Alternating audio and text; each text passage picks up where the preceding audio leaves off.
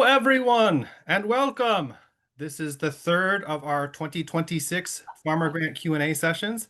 I'm Vander Gack, Northeast SARE's communications person. We're really happy that you can be with us today.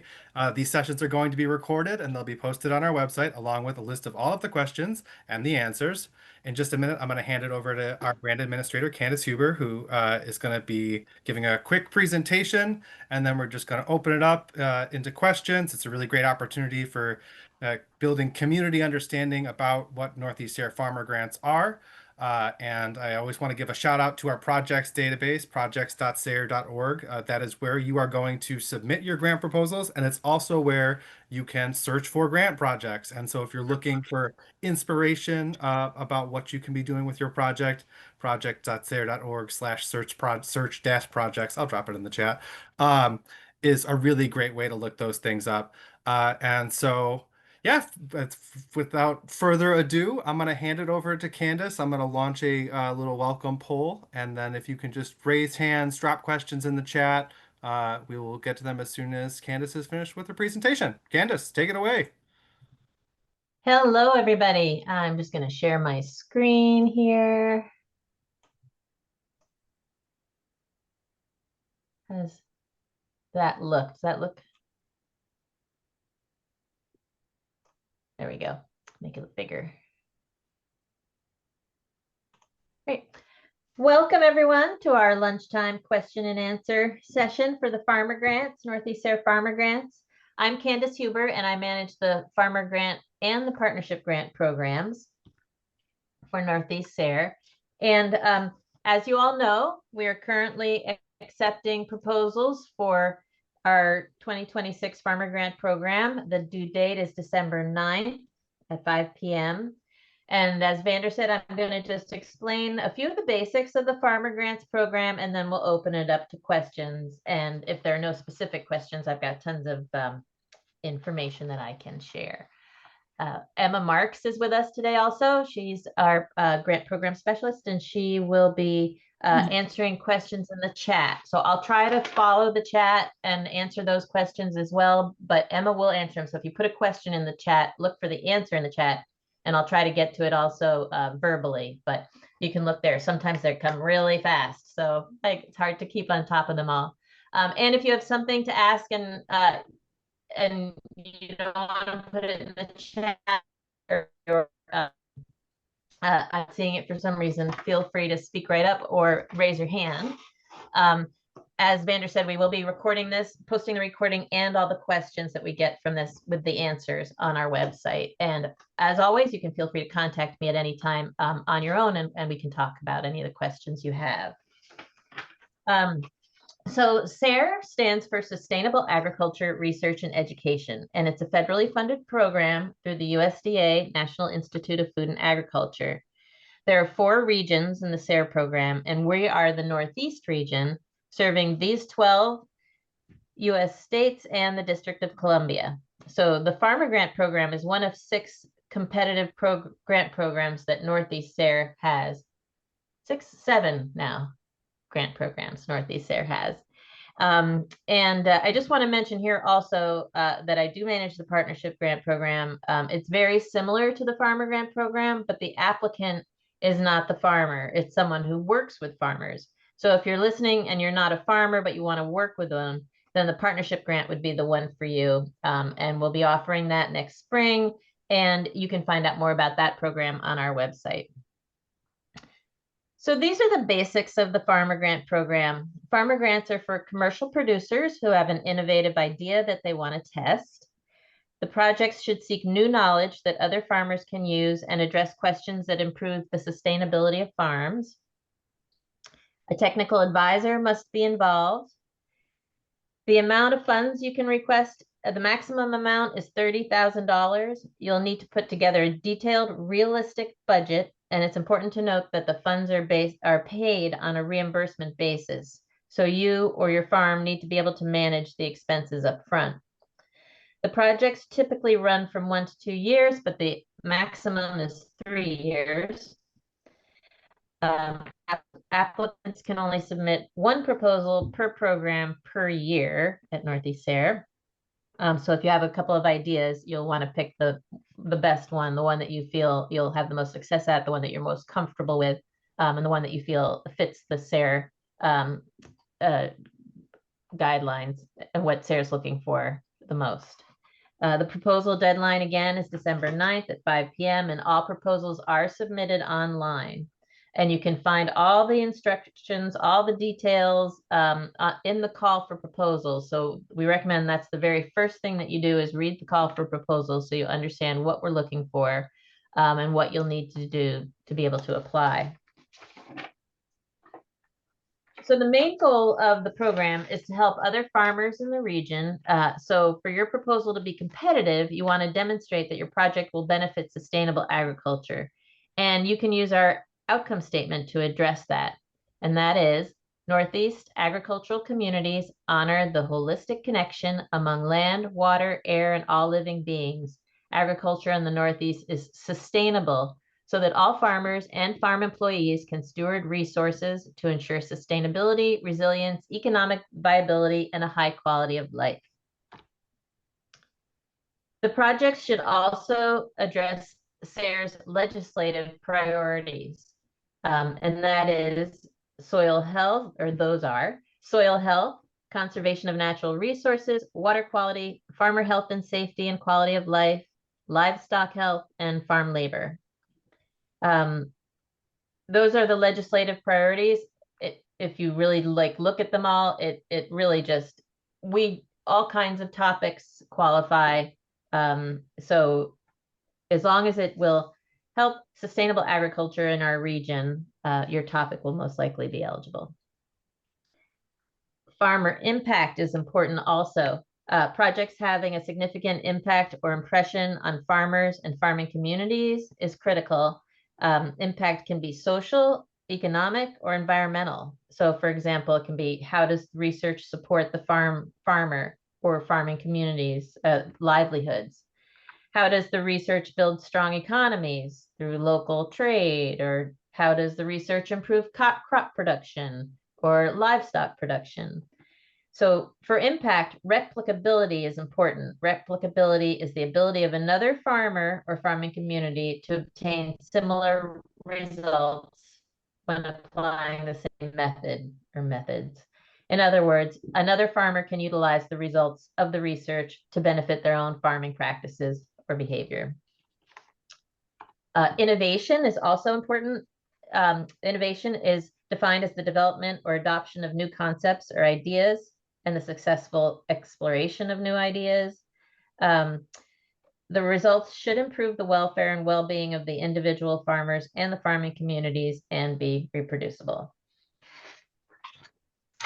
So there are some examples of innovation there as well. But I think I'm going to just quickly touch on eligibility before we start taking questions. I think at this point, most people who are have gotten to this, already done this, figured out that they're eligible because there's only a few weeks left. But in order to be eligible, you not only need to be in the Northeast region, but you need to qualify as a farmer. You can be a farm owner or an employee of a farm. If you're a farm employee, there is a form you'll need to submit that shows that the farm owner approves of the project, because well, or if it's a nonprofit organization, you'll need the approval and signature from the authorized official, because the farm must have the capacity to manage the grant. The contract would be between the University of Vermont and the organization for the farm. That's why we need the owner or the authorized official to approve the grant application. When all the funds would be going through that organization, and then in the form of submitting an invoice to us for your expenses, and then it can take up to 30 days to get payment. So you're getting reimbursed for those expenses on the grant project. And so this grant program accepts all types and scales of farm. You may be farming on a large or small scale with organic or conventional practices, urban or rural, full or part-time.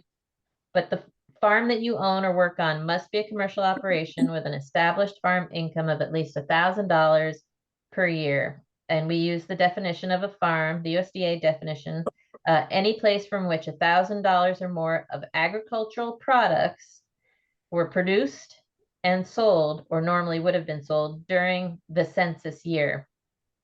And we say census year, and it's the year prior to the deadline. So December 2024 through December 2025. If you've made $1,000 in that time frame, you're eligible to apply.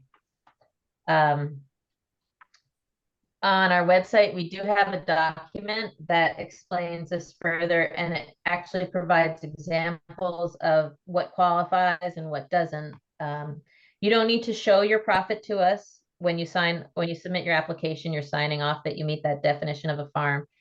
So we don't need any evidence of your tax status or anything like that. If you have any questions about whether you are eligible, feel free to contact me directly and we can talk about it. So I have more I could talk about, but at this point, I'd like to hear what questions you all have. So let me see if is there anything in the chat yet? Just have Emma's been putting in the links for the documents I've been talking about, and my contact information there. You can also call me anytime, but be sure to if you get my voicemail, leave a time when I can call you back, and I get those messages right away. So let's see, can you talk more about technical advisor and does aquaculture qualify? Yes, I can talk about the technical advisor. Let's see, I do have some slides about the technical advisor. Move this over. So as I said, a technical advisor is required for all the farmer grant proposals. And this is probably the first thing, after you read the call for proposals, the first thing you should do is find a technical advisor for your project and get them on board. They will be needing to sign a letter of commit or send a letter of commitment to us. Actually, sorry, not send us. Send it to you, and you'll need to submit it with your application, their letter of commitment. And that's going to outline their experience, their knowledge, and what their role is going to be in the project. And the technical advisor is somebody who can support you in your project and, like, at the beginning, talk through the project, develop the experimental design, talk about outreach. They can contribute to the background literature, help you understand what's been done on the project and how your project is going to build off of previous knowledge. And they can provide expertise in any of the things you're doing that are part of your project. They don't have to be able to do it all. If you have a project that involves, maybe mapping, GIS type of stuff, but you don't have that experience and your technical advisor doesn't have that experience, you can always get another collaborator who has that experience to work on your project with you. So your TA doesn't need to be able to do it all, but it needs to be somebody who will be with you throughout the project as far as being able to support you, help you troubleshoot if something comes up. And then we do encourage, if there are any holes in experience or knowledge that would help with your project, we encourage you to get other collaborators as well. And the technical advisor can be anybody who has the expertise or that you need. It can be from somebody from extension or a university researcher. It can be a private consultant, maybe a veterinarian, a state agency, a company representative, or even another farmer. We just ask that it's not from your same farm or institution, so that you can have more of a perspective. We like for you to get outside perspectives on your project. It's hard if you're all in the same organization and working closely together. You could be all just missing something. So it's really important to have that be somebody who's outside of your immediate circle for that. Let's see. So I don't know if anybody has any further questions on technical advisor. You can pop them in. Candice, do you want to address a time estimate for the commitment for the advisor? Yeah, I see that. It's really hard to say. It depends. It varies. Like sometimes people have a technical advisor who really has just helped them write the proposal and they don't really need any other work from them.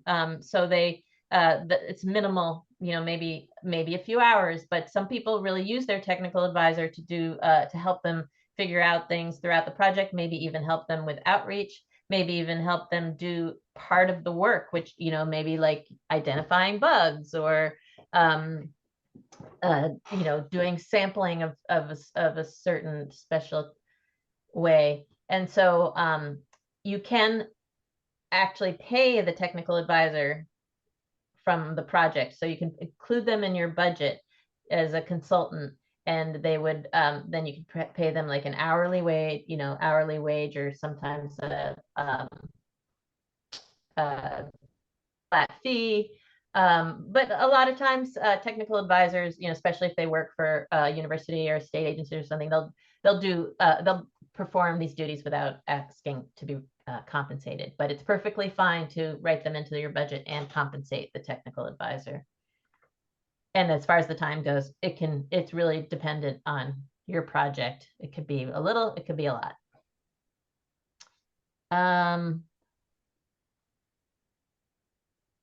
If your project includes research and development in phase 1, followed by fabrication in phase 2, how do you suggest handling the budget, since it will depend on the outcomes of the research and development?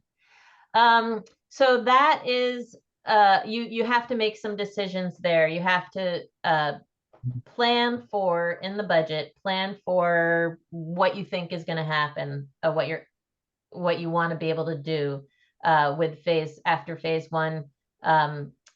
You have to figure out what you want to be able to do with how you want to be able to do that fabrication. You just have to assume that your R&D is going to work, and then plan for the fabrication. Get it all into the budget, and then if something changes, we'll have to address that. But you have to make your best guess as to how it's going to play out and what you're going to need. We can certainly reallocate funds as we go along if we need to, but in order to apply, you need to have a budget that's realistic. So you're going to want to be looking at all the expenses, and you want to really look at actual prices too. Don't just guess. Like if you need stakes for setting plots in your field, you want to actually, look up how much is a bundle of 100 stakes or whatever, and use those prices with the quantity and the price for the total prices. And so we want to see, UVM and the USDA wants to know that you have real prices that you're looking at, and you're not just pulling them out of that. But then again, as I said, as your project goes along, things always change, things happen, prices change. So if we need to do reallocating, we can do it. If it's a significant amount, I just need to approve it, but otherwise there's a little bit of flexibility. And the important thing just to know is that we can't change the total amount of the award. So what you ask for total amount of the award is the maximum amount you'll be able to get. Working on a seed saving project, labor will only be the new activities the grant added. Their normal will not be paid, but the time to do moisture and weight readings would be the labor. Yes, correct. Yep. So we wouldn't pay for your normal operations, the labor in your normal operations, but if you're doing some labor that you ordinarily wouldn't need to do, you are because of the project, we could pay for that labor. Yep, recordings will be shared. Aquaculture definitely qualifies. We've had a lot of aquaculture grants. So I recommend that you take a look at what's in the SARE projects database on that, on your topic. How many hours does a technical advisor need to commit to? So again, we don't know. The technical advisor can be in Virginia. It does not have to be in the Northeast region.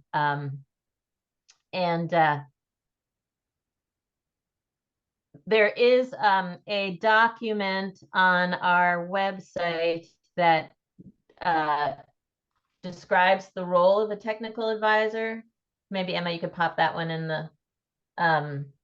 the chat. And there's a video too about technical advisors, but you can just give that sheet to your technical advisor so that they understand what their role would be and what they will need to be doing, and then that way they can maybe estimate how much time they would want to put into it.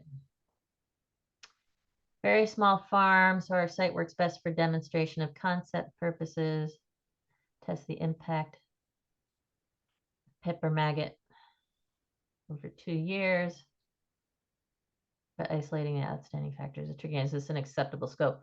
Well, you know, you're going to have to, for that, you're going to have to talk to somebody. I would recommend having a technical advisor who has research experience and maybe even statistics, because you want to know what's going to be for what you're doing, because it varies, you know, so much depending on, with so many factors. But for what you're doing, if you can design a study that would be, you know, statistically valid, and so that the results would be useful.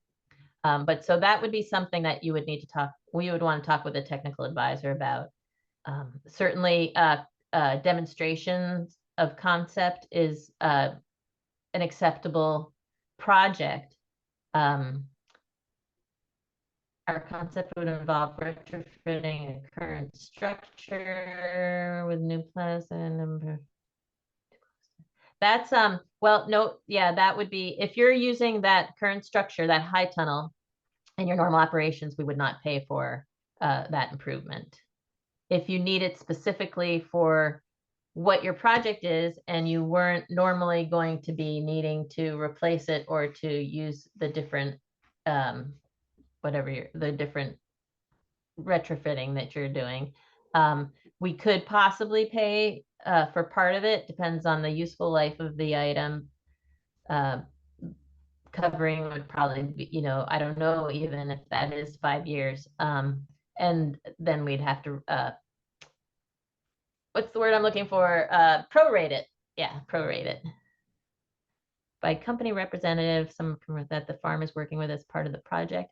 Yeah, it can be anybody, like a seed rep, or, you know, if you're working with somebody who designs the upwellers or for your aquaculture farm, they can certainly be they can be the technical advisor or a collaborator on the project. As I said, reviewers like to see a lot of they like to see collaboration, and they like to make sure that you have the expertise that you need for your project to be successful.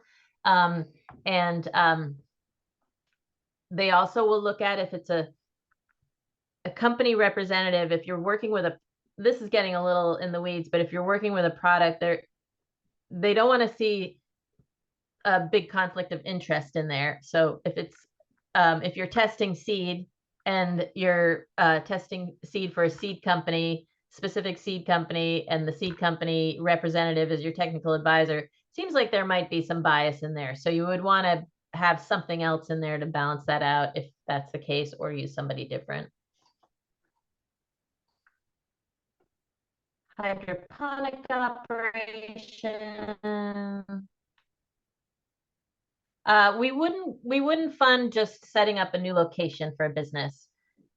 We would, if you had some sort of project involved there, like what about the location that you wanted to try out, that then, you know, information that could be helpful to other farmers, then that could possibly be a project. But we wouldn't simply just fund an expansion of your business, so to speak.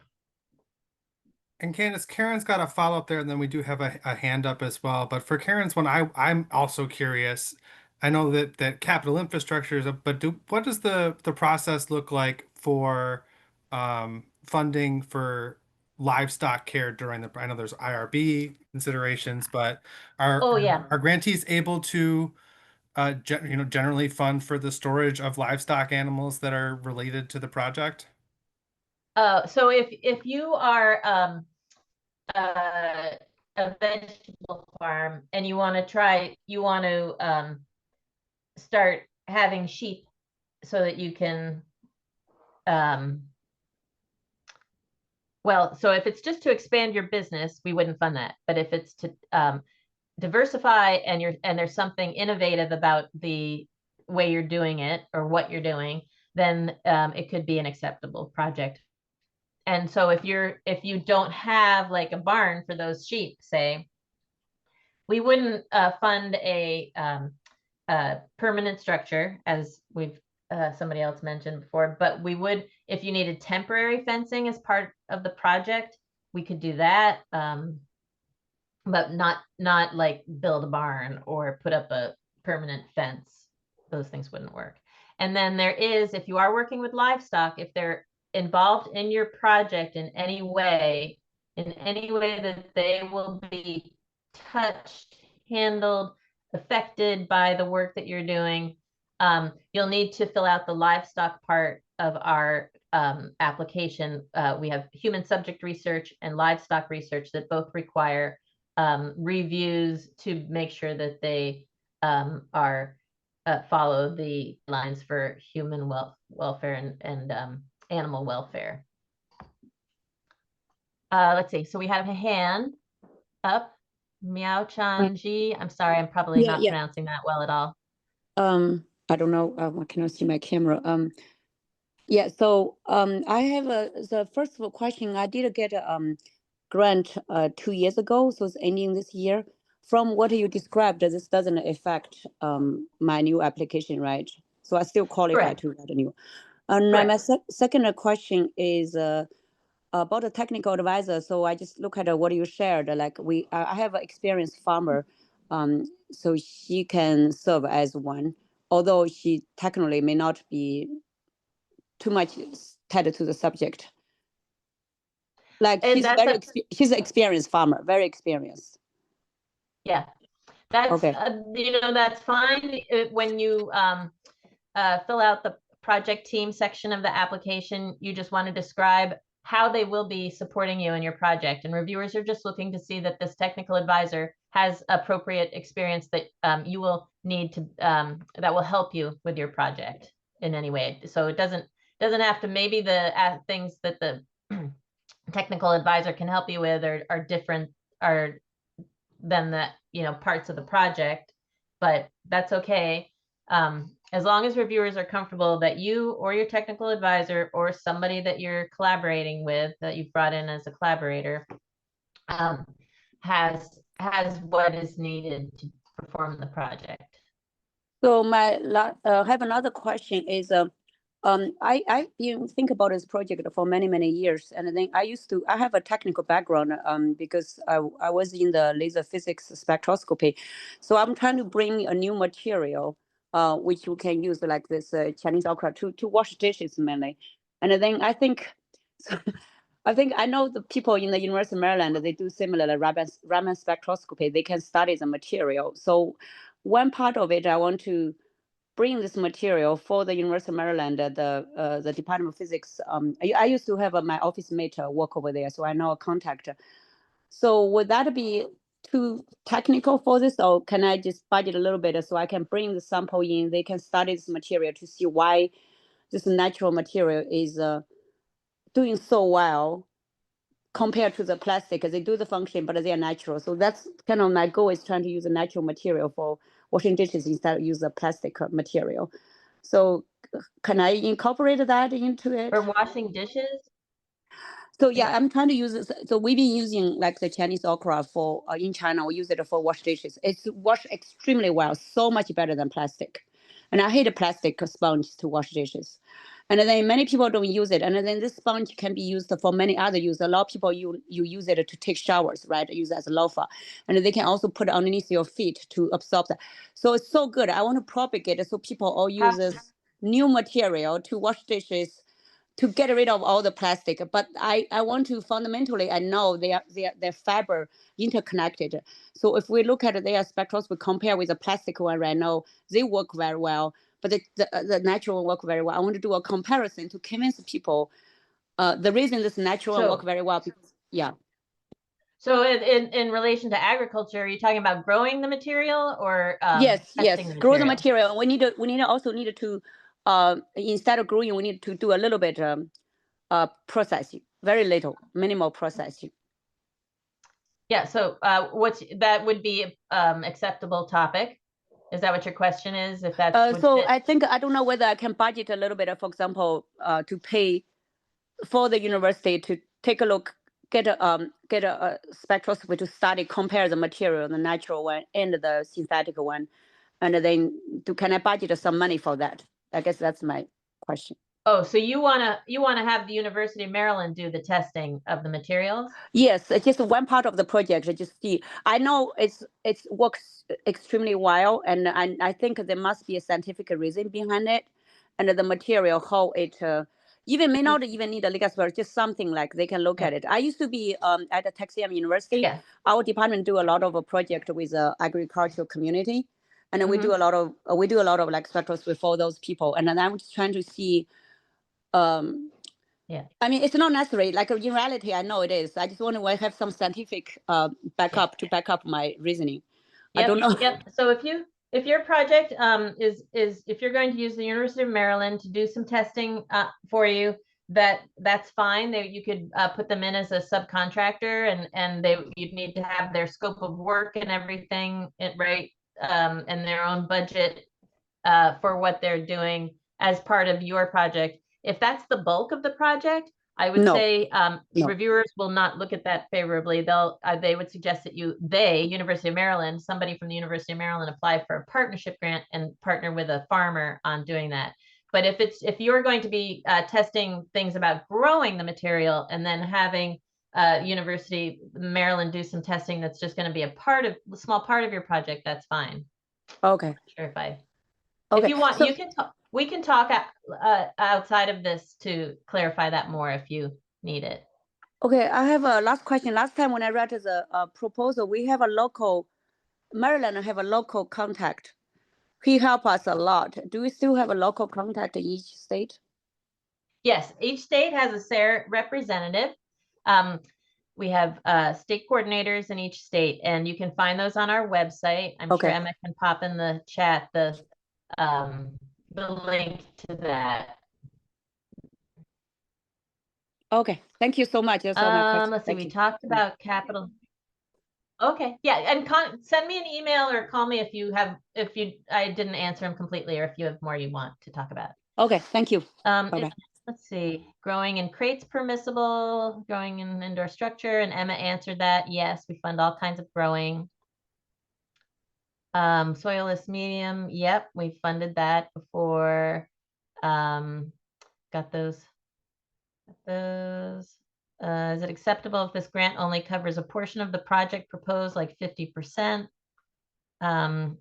If we can demonstrate we can cover the other 50%.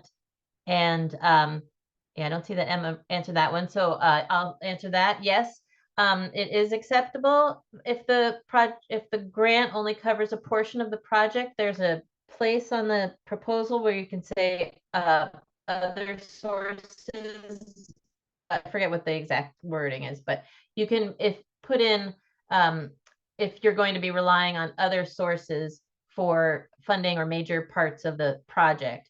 And when you do describe your project, be very, very clear about what you want SARE to cover, what parts of that project will be covered by the SARE funding and what will not.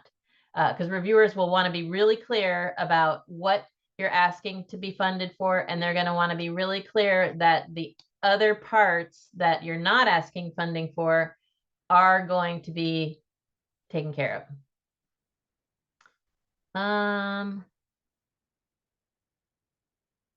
Let's see. Does the grant cover rotational grazing infrastructure, so porta huts for on pasture? If they're being tested, if they're integral and unique to the project, then the grant could fund those. If they are something that you would be using anyway, we wouldn't. But if it's something that you need because of this project and only because of this project, we would fund that. If the grazing was done on new or proposed silver pastures. Yeah, I think I answered that. Karen, if you have more questions, let me know. Let's see, anything else? I could talk about the what makes for a good proposal. And I could talk about the budget. So let's just start with tips for submitting a strong proposal. And if you have any other questions, pop them in and we'll get to them. Like, what does the outreach of sharing of information, it's moving while I'm reading it, and results to the farm community entail, overall results of the project, etc. Yeah, so outreach, that's a great question. Outreach is basically sharing the results of your project with the farm community. And you can do outreach throughout your project by sharing with your the community, whether, and I say the community, I mean the agricultural community, like other farmers, agricultural service providers, researchers, even consumers, to a certain extent, because that improves, that's like a form of marketing. But throughout the project, you can share what you're doing, like share your plans for the project. You could share, if your project is about grazing, rotational grazing, you can share the benefits of that have been shown for rotational grazing. Educating people about that generates interest in your project. So that's all part of the outreach, but also reviewers will definitely be looking to see how you're going to be sharing the results of your project with other farmers, so that it can lead to impact. So that typically looks like maybe a guide, maybe a fact sheet, maybe going to a conference and having a PowerPoint presentation. We've got all kinds of resources available on our website to help you do that outreach, like to make a PowerPoint presentation, or you can make videos and just do everything online. Or you can go to conferences, you can have people come to your farm, you can do demonstrations, you can write articles, you can even consulting one-on-one with other farmers is a form of outreach. So we definitely have a lot of information about outreach on our website too. So I encourage you to look at that. All right. So tips for submitting a strong. Candice, on outreach. When you're when you all are, because there are people who are here are going to write their grants, and some of them are going to get selected for them. When you see something interesting in your project, you're probably already going to take a picture of it with your phone. I know anytime I see something interesting in my garden, I'm taking a picture of it. And so those are always great to attach to your project reports. You're already making the content. Yep. And just to throw it in there, we do require that you acknowledge SARE in any of your products that you make, any like presentations or anything. And again, on our website, we have information about how to do that specifically. So tips for submitting a strong proposal. You will want to. So first thing is consider the match between you and SARE. We do have a short video on our website about how to identify a potential project. And this can help you understand like what kinds of things are a good match between SARE and you, and what kinds of things we're looking for. Farmers are so great. I always say this, farmers are so great at solving problems. They have challenges coming up all the time, and that's just the mindset of a farmer. If something comes up, you figure out how to fix it. So a lot of these things that farmers come up with are really like great ideas, but a lot of times they've got, too much work, not enough money to be able to spend any time exploring that idea. So this is an opportunity to get those resources to be able to explore those ideas with hopefully not, getting in your way from doing your normal farming operation. Really important to read the call for proposals. As I said at the beginning, all the details are in there. Every question, we describe what we're looking for, and we have the how the reviewers are scoring it, what they're looking for each question. So if you address those, you'll be giving them the information that they want. Start early, which means since there's only a few weeks left today, I would say, if you haven't started yet. Some farmers have reported that it could take up to 40 hours by the time you get your technical advisor, you schedule an appointment to meet with them, you get your budget done, you find your collaborators, you get the letters that you need. It just adds up. So don't leave it till late. Get going on it. And reviewers really look to see that you've thought out your idea and your proposal, and that it's fully developed. And your technical advisor should be able to help you with a lot of that. You can prepare your proposal offline. So as I said, applications are submitted online, and in the call for proposals, there's a link to our, like a worksheet. It's just a Word document, and you can answer the questions in there. There's a word count maximum for each question, so you can make sure you're within the word count. You can send it around to your peers, your technical advisor, anybody you have questions about, to make sure that, if you want to ask people to proofread, or, does this make sense, kind of thing. And then you can just copy and paste it into the proposal, with all, like there's other information like your start date and your end date and all that kind of stuff. But preparing your proposal offline is usually very helpful for people. Right with the reviewers in mind. So we may not we'll have reviewers who all have broad agricultural knowledge, but we may not have somebody who has specific knowledge in your topic. It could be specialized. We try to get a variety of reviewers, but you need to keep your writing clear and straightforward. Don't use acronyms. Don't assume that people know about certain techniques or whatever.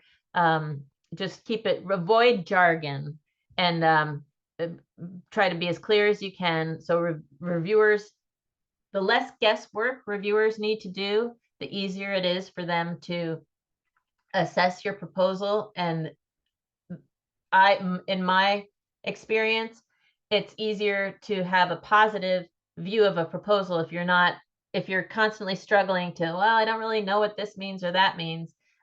It's not as easy for them to feel comfortable scoring a proposal high. So if you're very clear about what you're doing, that I think is one of the top things to keep in mind. Again, develop a realistic budget. We talked about that. The call for proposals, we have a list of what we fund and what we don't fund and all that. And some things are kind of gray sometimes, equipment and stuff. So if you have any questions about any of that, you can contact me. And remember to gather all your attachments prior to the deadline. You'll need your budget, which is on a spreadsheet, that template that we provide. You'll need your letter of commitment from the technical advisor. You'll need a letter of commitment from any collaborators that you're including, especially if you're paying them. If there's somebody you're going to be paying on your project, make sure that you describe what they're going to do in your proposal, and you also have a letter of commitment from them. And if you are a farm employee, or like work for a nonprofit or something, or an institution, you'll need to have that grant commitment form completed and signed, and all that gets uploaded with your proposal and needs to be submitted before the deadline of December 9th at 5 p.m. Let's see, any other any questions at this point? Or is there anything that somebody would like me just to talk more about? I can, let's see.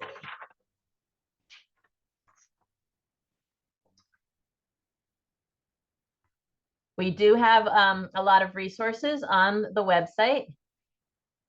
If you go to our website, that's where you'll find the call for proposals. You'll see this, it's all on the right side. The budget narrative and justification template and the grant commitment form. Those are all important forms that you'll need. At this website, we also have all of our other resources. And Emma just put the link in the chat, but you'll see all those videos I've been talking about, the definition of a farm, the technical advisor, what they do, their responsibility and roles. And so all that stuff is on our website. It's a lot. Don't feel like you've got to look at everything, but it's there if you have a question about what does this really mean, or I want to more about it. It's really helpful. A lot of times when you see how somebody else is doing something, it helps. If a project were going to be over a 2-year period, could funds be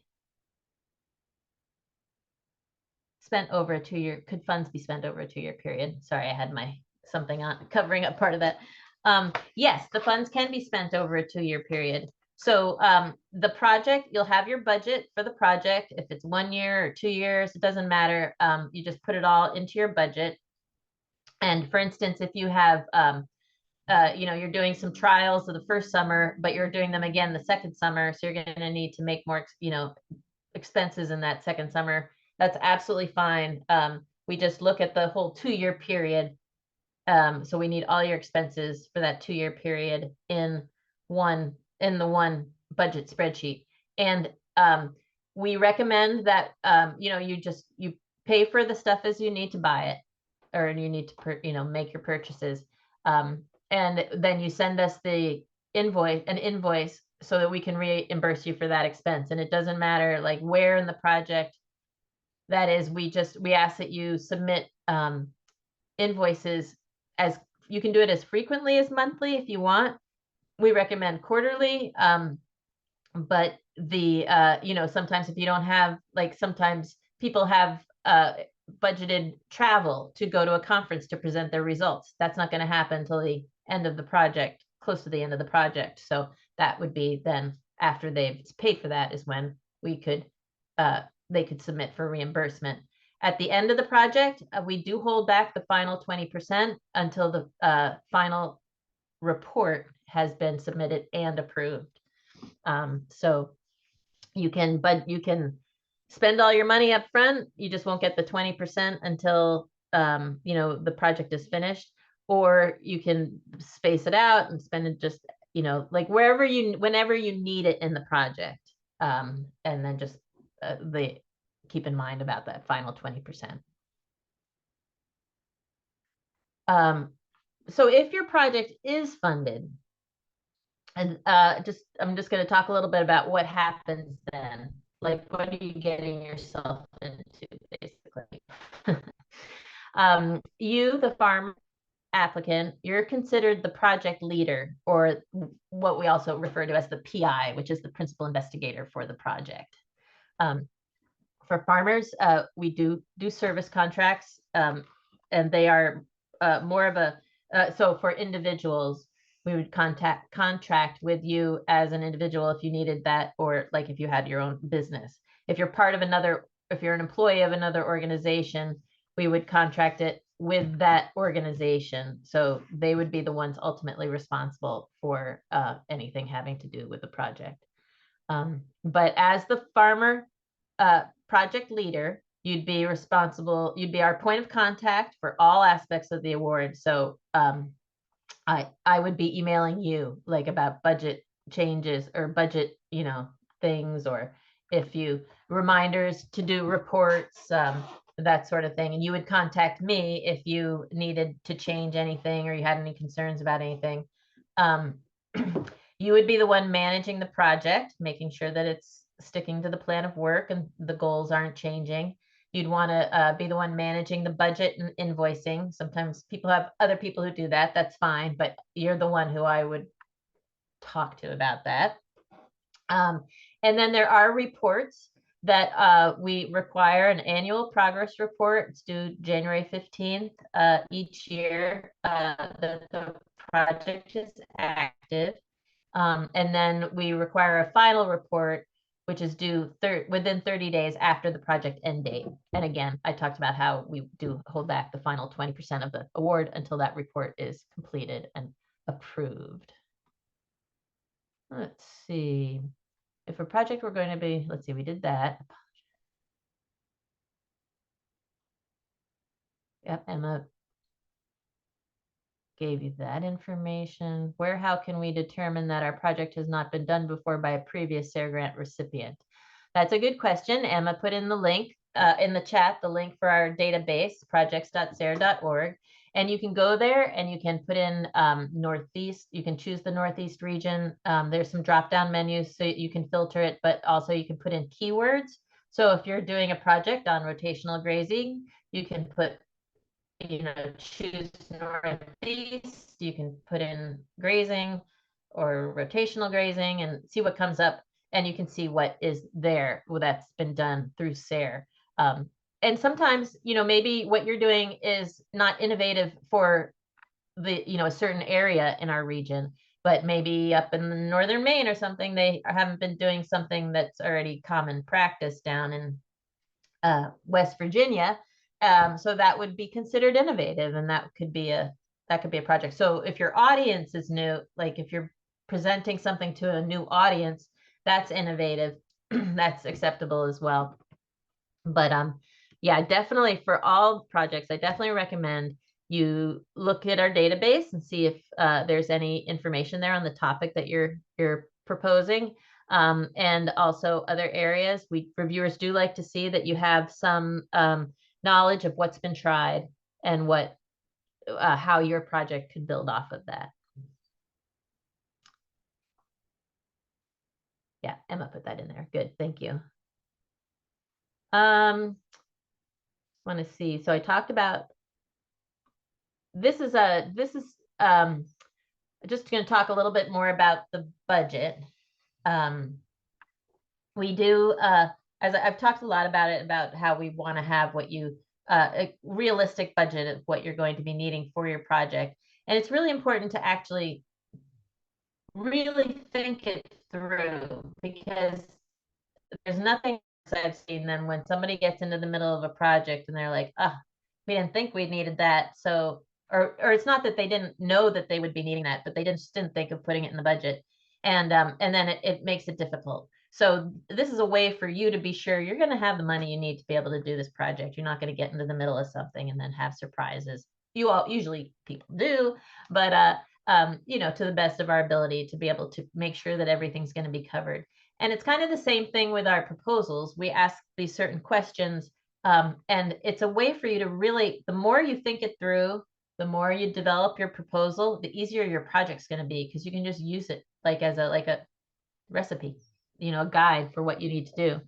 I've had farmers express that they really like the structure of the SARE grant, because sometimes they've got so much stuff going on and they can't figure out, their priorities and stuff, but they know the SARE grant needs this, this, and this, because it's all laid out already, so they can move through their work. And they found that very helpful.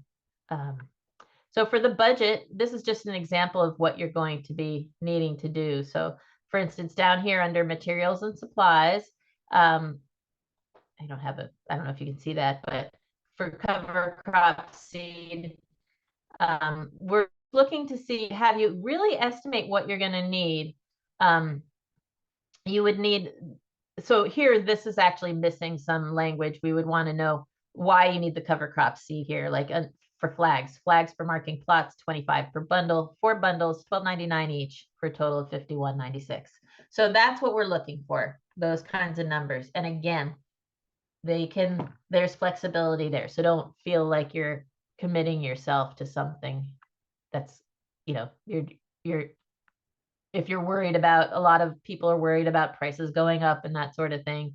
Unfortunately, as I said, we can't increase the total amount of the award, but if you need to move money around to be able to cover those kinds of expenses, we can certainly work with you to do that. What does SARE fund? SARE funds personnel. That's your time on the project, as we talked about, time above and beyond what you actually would be doing in your normal operation. Materials and supplies, travel. Sometimes you have to travel, maybe as part of the study or for outreach to present your results. Printing some publications. You might want to print a flyer or a fact sheet or a guide. And then there's other direct costs, like equipment rental, soil tests, consultant fees. But everything you request funding for must be specific to your SARE project. Some things we don't cover are business and farm startup costs. There could be other programs for you for that. So I would check with your local extension office or other farmer organizations if you need farmer startup money. We can't pay for you to build a structure like a barn or do a major renovation. Equipment, we can't cover the purchase of equipment unless it's, as I've said about the other infrastructure stuff and things, that it has to be specialized equipment that will only be used for the project. And if needed, we can prorate it if it's needed for the project, but it's not going to be useful after the project, we can fund it. If it is useful after the project, we can only fund part of it. So I could help you with that. If you have any questions about equipment, you can contact me and we can figure that out. Let's see, cell phone and cell charges aren't allowed. We can't cover motorized vehicles. Food is not allowed unless it's necessary for the continuity of the meeting. So if you're having like a day-long workshop and it's not reasonable for people to go somewhere to get some food in the middle of the day, we can pay for that. The meal, water, things that people will need while they're out there. And we can't pay for any swag or gifts. We do encourage people to pay farmers, pay themselves, and pay any other farmers that are involved in the project. We like to see farmers get compensated for their time and compensated at a reasonable rate. Farmers typically underestimate their hourly wage. So make sure that you get that in there. And again, all collaborators can be paid. Just be sure to fully explain what they will be doing and why they're qualified to do that. Hey, Candice, we just had another question come in the chat. Yeah. To clarify, will you cover costs of building a structure within a structure, like a growing facility within an existing barn used exclusively for this project? Yes. Yes. So if you, I'm thinking about like if you're building a aquaponics setup inside of a barn or something, that's what comes to my mind. If that is necessary for your project, and it's not something that you would use after the project is done, if the project doesn't work, you know, if what you're testing doesn't work, then we would pay for it. If it's something that you would be using regardless of the project, you're using it for the project, but when the project is done, if it's going to be used for other things, it's kind of a gray area, I'll tell you that. So we could talk about it if you have that situation. We could decide if it needs to be prorated or if it's something that can be fully funded. But a structure within a structure, yeah, I might even have to, depending on that, I might have to ask my supervisors if what their thoughts are on that. Any other questions before we wrap this up? Yeah, Jennifer, that was a pretty bad answer I gave. It was kind of all over the place, so contact me if you need to.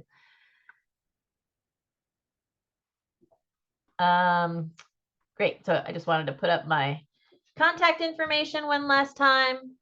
Thank you all for coming. It's really great to have all these questions, and we'll get all this up on our website so that you can see the recording and the questions and answers.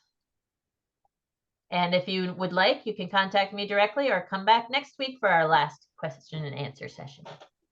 Candice, can you answer one more question for us? Sure. Can you have more than one advisor? If there are two people who could help you, how would you do that? Yes. So you can have more than one advisor, but you have to list one person as your technical advisor. And then the other one you could list as a collaborator, describe what they're going to be doing, how they're going to be helping you, and make sure they both submit letters of commitment.